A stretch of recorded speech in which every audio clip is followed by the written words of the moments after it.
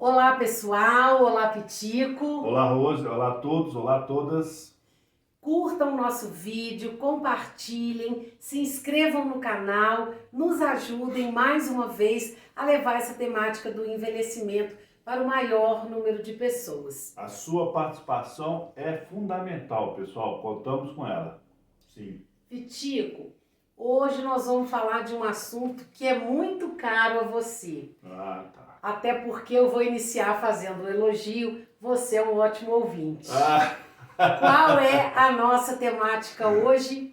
Seja um bom ouvinte. Sim. O que você tem a nos dizer, por favor, sobre esse assunto? Até por sabedoria, né? Até por preservação é bom a gente ouvir mais do que falar. Eu não corro tanto erro de falar as coisas indevidas, né? Vamos colocar assim. Ô, pessoal, é brincadeira. Na nossa prática, né, que trabalhamos com pessoas, e no meu caso, principalmente, notadamente, na minha escolha profissional, pessoas idosas, são pessoas que na sociedade não têm um lugar de fala, não são, de um modo geral, né, pessoal, né, Rose?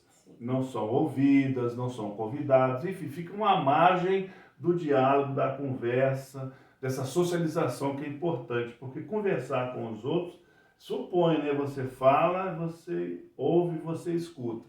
E eu fui desenvolvendo essa habilidade, esse treinamento no trabalho profissional. Afinal de contas, foram mais de 30 anos ouvindo as pessoas idosas e mais à frente também, não só ouvir profissionalmente as pessoas idosas como assistente social no trabalho na prefeitura, mas no dia a dia. Mas eu acho que o maior desafio, Rose, é a gente ouvir a nós mesmos, escutar a nossa voz interna no sentido de melhorar a nossa conduta, melhorar o nosso comportamento. E voltando para o trabalho profissional com pessoas idosas, muitas das vezes, isso é um relato interessante, gente, que eu quero compartilhar, que às vezes a pessoa idosa chegava num grau de ansiedade, de desconcerto emocional, de reclamação forte, e aí a gente vai dando escuta, vai ouvindo, mas ouvir com verdade. O que é ouvir com verdade?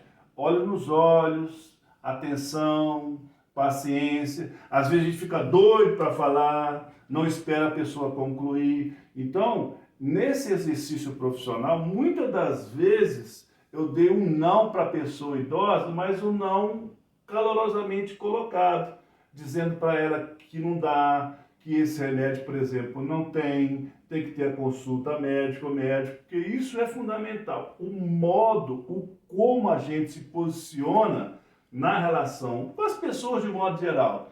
Mas nós estamos falando aqui no relacionamento profissional com a pessoa idosa, você já te agradece, não tem aquilo que desejava, porque é impossível, mas sai uma relação mais harmoniosa, de entendimento, que a gente acaba, né? Faz uma educação no sentido de orientar as pessoas idosas sobre os direitos que ela tem, o que pode, o que não pode, porque tem critérios, né?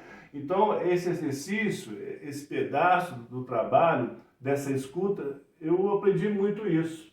Porque escutar resolve muito dos problemas. No sentido assim, você vai colocar o que é e o que não é, né? E eu trago, na verdade, Pitico, um pouquinho, né? Claro. Da nossa vida cotidiana. No dia a dia mesmo. Sim, no dia a dia da nossa vida, não somente, né, das pessoas idosas, assim, de todos nós, o quanto que é importante, né, a gente saber ouvir da mesma forma que nós gostamos de ser ouvidos.